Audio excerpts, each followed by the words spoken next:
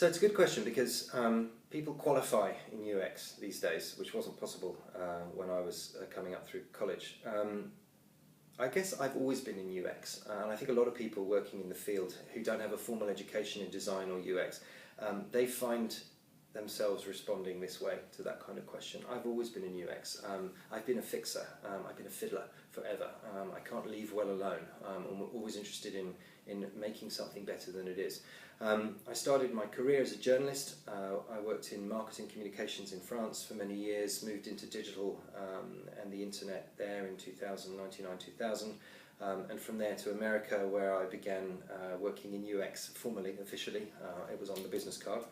And then moved back here in 2008 to continue that. So it's been a winding road, but again, I think like a lot of people who are my kind of age and at my kind of stage in their career in UX and design, I think we found ourselves here because we know we've always been here. It just took us a while to find somebody who was giving it a name and somewhere we could hitch our wagon.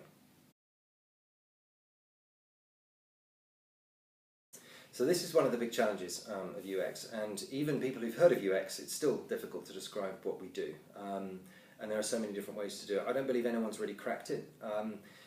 Depending on the audience, if it's someone who's genuinely never heard of UX, then it's easy to make comparisons. So architects and interior design, so a mashup of architecture and interior design.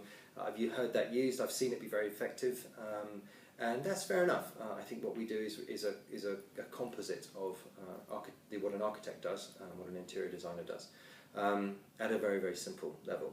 At a much simpler level, removing any kind of analogy at all, you're talking about just making stuff easier to use, more pleasurable to use, just improving the experience of using stuff. When we're trying to talk about it in terms of the value, but again in reasonably abstract terms for somebody that doesn't necessarily know much about it, I'd like to think that we're the guys responsible for how you feel when you love using something, and particularly obviously digital products and services, but we're behind that. We're behind that experience, we're behind that emotion, we're behind that feeling. So I think there are many connections between improvisation and innovation. The number one being that innovation is often a product of improvisation. Improvisation is hard. You have to be very, very good at something. You have to have learned the rules and absorbed the rules in order to be able to break them, which is what improvisation is, I guess. It's the freedom to experiment confidently within a set structure, understanding where and why to break the rules. And that's often, not always, but that's often where innovation originates. In music as in design, and that's one of the things we'll be talking about on the 23rd.